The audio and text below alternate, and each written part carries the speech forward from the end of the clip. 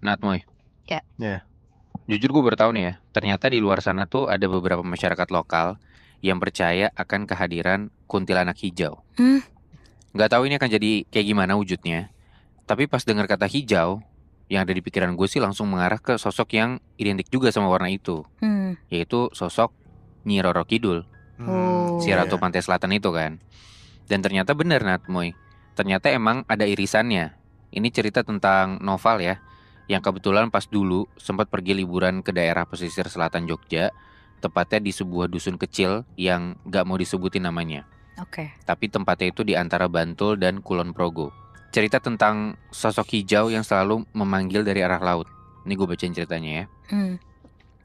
Di sini novel nggak sendirian. Dia ditemenin sama dua orang temennya. Namanya Dimas dan juga Argani. Mereka bertiga ini pada dasarnya emang punya hobi yang sama, yaitu traveling. Sekaligus motret pemandangan atau apapun yang ada di tengah perjalanan mereka. Terus ada satu waktu, lupa sumbernya dari siapa, tapi intinya mereka ini dapat saran ide gitu buat nyobain jalan-jalan ke pesisir pantai selatan. Hmm. Karena katanya pengalaman dan apapun yang bakal dilihat di situ magis banget. Dan setelah melalui diskusi, akhirnya mereka sepakat buat pergi ke sana pas lagi sama-sama libur kuliah pada saat itu. Sekalian buat dokumentasi budaya lokal lah. Mereka pergi ke salah satu dusun nelayan, nginap di rumah warga di sana. Dusunnya ini sunyi dan tenang, Nat, Moy. Hmm. Penduduknya ramah, lautnya luas, dan anginnya kenceng banget bahkan pas siang hari. Warga sih bilang kalau angin dari laut ini itu seringkali bawa suara. Kadang suara manusia, kadang juga bukan suara manusia. Pokoknya ada satu pesan dari sesepuh desa pas mereka datang. Pesannya tuh gini: pantai ini bukan buat tempat main, Mas. Kalau pas ada angin dari darat dan Mas pakai baju hijau, jangan ngedeket ke garis ombak. Hmm. Nah, pantai di dusun ini dikenal sebagai pantai ijo. Bukan karena warna air yang benar-benar ijo ya, tapi ini karena katanya aliran air di pantai ini tuh ngalir lurus langsung ke Lorong Ratu di selatan. Oke. Novel kirain larangan soal warna hijau ini cuma mitos klasik lokal aja. Tapi dari pertama kali mereka datang, mereka beneran, gak ada sama sekali orang yang pakai pakaian warna hijau. Semua warga tuh beneran patuh. Sampai ada satu sore nih ya, masih di hari-hari awal mereka di sana, Dimas ini bilang kalau dia tuh ngelihat ada sosok perempuan lagi berdiri bener-bener di garis pantai, jauh dari mereka. Tapi deket banget sama ombak-ombak gede. Oke. Rambutnya tuh panjang banget, pakai kebaya ijo tua, dan gak gerak sama sekali. Dimas buru-buru lari ngedeket ke si perempuan ini. Tapi pas makin deket, katanya sosok ini udah gak ada, Nat, Moy. Hmm. Gak ada jejak kaki, gak ada bekas basah dari pasir juga. Gak lama dari situ pun, Noval sama Argani lari nyusul Dimas. Dan pas Dimas nyeritain apa yang dia lihat barusan, teman-temannya malah ketawa di situ. Mereka belum pada sadar kalau laut tuh lagi ngebuka matanya, dalam tanda kutip. Oke. Di malam harinya, pas mereka ini lagi tidur, Noval nih kaget karena dia dibangunin sama Argani yang kelihatan panik banget. Gak tahu kenapa. Mukanya beneran pucet, dan di situ Argani cuma bilang kalau dia ini mimpi. Dia duduk di sebuah pertunjukan wayang, tapi bukan jadi penonton, Nat, Moy.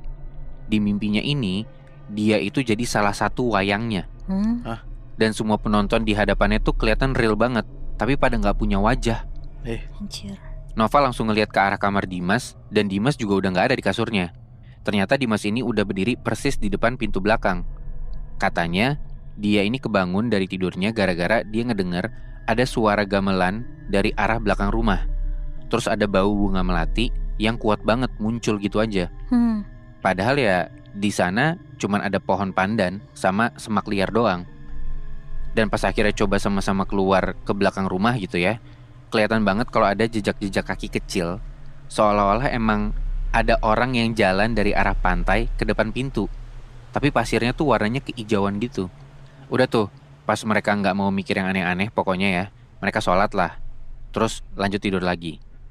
Keesokan harinya, waktu yang ditunggu-tunggu datang nih. Hari itu bakalan ada upacara sedekah laut. Noval, Dimas, sama Argani ngajuin diri buat ikut jadi tim dokumentasi acaranya. Hmm. Warga pada bawa sesajen gitu. Ada kepala kerbau, bunga tujuh rupa, pisang raja, dupa, dan gulungan kain hijau yang diselimutin sama daun pandan. Kata sesepuh, kain ini tuh jadi lambang janji. Harus dikembalikan ke laut agar laut tetap tenang, kata gitu. Oke.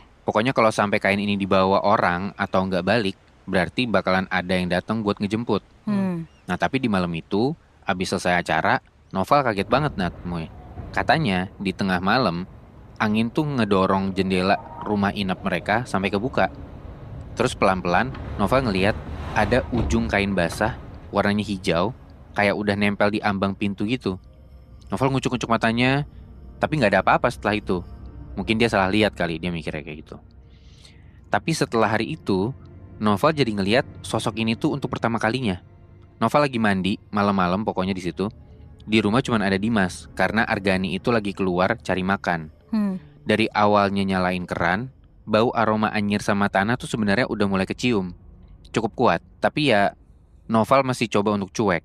Terus pas Noval nggak sengaja nunduk ke arah bak mandi, katanya ada yang aneh Nat, Moy. Air dalam baknya ini kayak gerak-gerak gitu, kayak goyang kena gempa, terus ngebentuk semacam kayak ombak-ombak kecil. Dan jauh di dasar bak itu muncul ada kayak gumpalan rambut hitam kusut. Dan rambutnya itu panjang.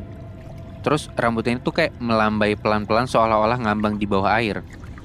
Sama Noval diambil lah si gumpalan rambut ini, karena takutnya ngehambat aliran air kan. Tapi pas coba ditarik kok berat banget rasanya, kayak nyangkut gitu. Noval coba tarik lagi yang lebih kuat gitu ya, sampai biur tiba-tiba.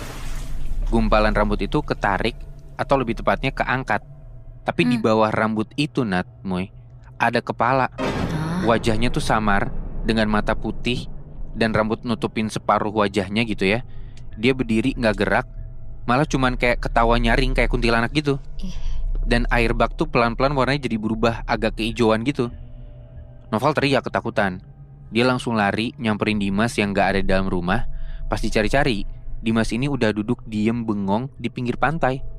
Dipanggil-panggil sampai diajak ngomong juga gak ngejawab. Pandangannya beneran kosong si Dimas itu. Tapi ya untungnya gak lama dari situ Argani balik ke rumah terus nenangin Noval.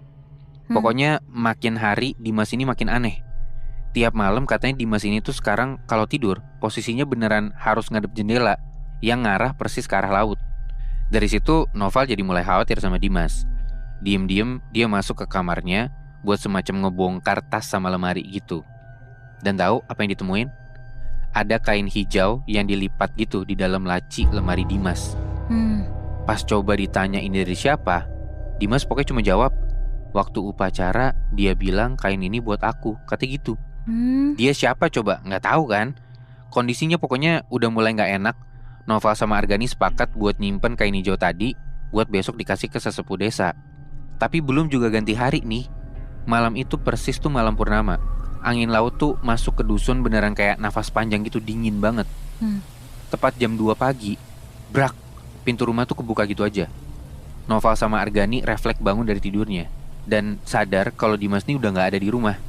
Panik dong mereka berdua. Detik itu juga Noval sama Argani langsung keliling sekitar rumah buat nyari si Dimas, tapi gak ketemu juga.